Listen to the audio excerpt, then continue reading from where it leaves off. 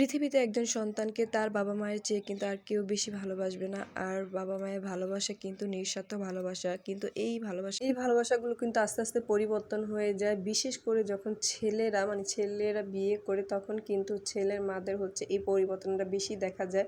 অনেকে বলে থাকে ছেলের বউরা কিন্তু শাশুড়িকে মায়ের মতো চোখে দেখে না। আসলে শাশুড়ি কি কখনো ছেলের বউকে তার মেয়ের চোখে দেখে? কখনোই না। শাশুড়ি যদি ছেলের বউকে তার মেয়ের চোখে না দেখে তাহলে সে কিভাবে আশা করবে তাকেও ছেলের বউ মায়ের চোখে দেখবে। সো মায়ের সাথে কিন্তু শাশুড়ির কোনোভাবে তুলনা করা যায় না।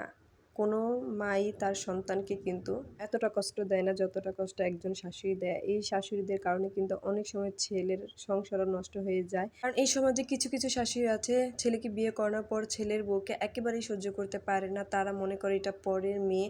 তো এই কারণে কিন্তু সমস্যা হয়ে থাকে ফ্যামিলিতে। আর এটা এমন এক পর্যায়ে চলে যায় যে তখন ছেলের সংসার টিকে রাখা সম্ভব হয় না, নষ্ট হয়ে যায়। তো যাই হোক, হ্যালো এভরিওয়ান, আসসালামু আলাইকুম। সবাই কেমন আছেন? আশা করছি সবাই ভালো আছেন। আমিও ভালো আছি আল্লাহর রহমতে। সকাল সকাল কিন্তু আমার আব্বু হচ্ছে আমার পছন্দের অনেক বড় একটা আড়ত থেকে পাঙ্গাস মাছ কিনে নিয়ে আসছে। যেহেতু আমি ভীষণ পছন্দ করি পাঙ্গাস মাছ, আর বাড়িতে যেহেতু এসেছি তাই হচ্ছে আব্বু আড়ত থেকে সকালে একটা বড় পাঙ্গাস মাছ, এটা মেবি 7-8 কেজির মতন হবে, এত বড় একটা পাঙ্গাস মাছ কিনে পাঠিয়ে দিয়েছে বাসায়। আর বাসায় আনার পর তো মাছটা কীভাবে কাটবো ভাবতেছিলাম। তো একটা দাও দিয়ে হচ্ছে আমি এই মাছটাকে কুপিয়ে কেটে তারপর বটি দিয়ে কেটে নিয়েছি। আর এটাই হচ্ছে বাবার বা মার সন্তানের জন্য নিঃস্বার্থ ভালোবাসা। মানে মেয়ে কী খেতে পছন্দ করে, মেয়ে কোনটা পড়লে ভালো লাগবে, এটাই হচ্ছে বাপ মা সবসময় চিন্তা করে, যা কিন্তু একটা শ্বশুর-শাশুড়ি কখনোই চিন্তা করে থাকে না। তো আমি বাসায় আসার পর আমার পছন্দের মাছ, এমনকি মানে আমার মেয়েরও কিন্তু পাঙ্গাস মাছটা খেতে ভীষণ পছন্দ করে। এর জন্য আব্বু সকালেই মানে পাঠিয়ে দিয়েছে আড়ত থেকে। আর এই দিকে কিন্তু আপু হচ্ছে বাজারে গিয়েছিল আমাদের ফ্রিজটা শোরুম থেকে নিয়ে আসতে। আর আসার সময় হচ্ছে আমাদের গরমের জন্য প্রাণ ঠান্ডা করা তরমুজ নিয়ে আসছে খাওয়ার জন্য দুপুরে। আর এই তো দেখেন মাশাআল্লাহ আমার মেয়েরা কিন্তু মজা করে তরমুজটা খাচ্ছিল। তরমুজটা আসলে অনেক টকটকে ছিল আর প্রচুর পরিমাণে মিষ্টি ছিল তরমুজটা খেতে।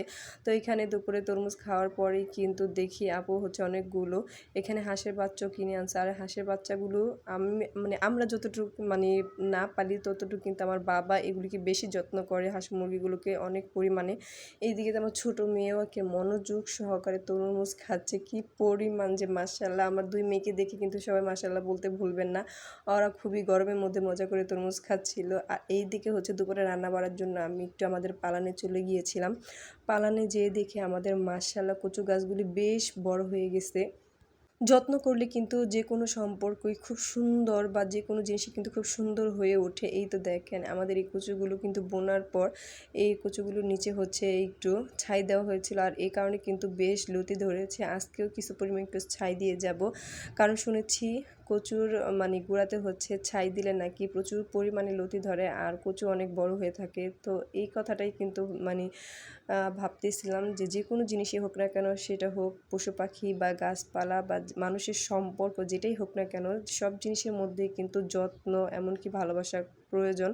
যেটা না থাকলে কিন্তু আসলে একটা জিনিস সুন্দরভাবে গড়ে ওঠে না বা সম্পর্ক টিকে থাকে না, বা যে কোনো জিনিসই সুন্দরভাবে গড়ে ওঠে না আর কি।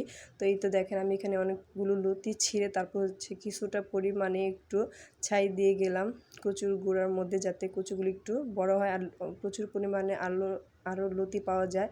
তো এইদিকে দেখি মাশাআল্লাহ এত বড় একটা লতি, আমি ছেঁড়ার পর এত পরিমাণ টানতেছি, শুধু হচ্ছে লতিটা বেড়ে হচ্ছে, এত বড় লতি আমি তো দেখে জাস্ট অবাক।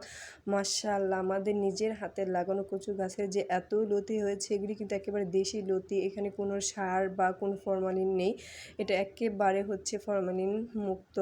তো এই লতিগুলো হচ্ছে দুপুরে রান্না করা হবে। তো মাশাআল্লাহ আমি খালি দেখতেছিলাম যে কি পরিমাণ বড় হয়েছে। আর এই দিকে তো আমার একটা ছোটোবেলার কথা মনে পড়ে গেল।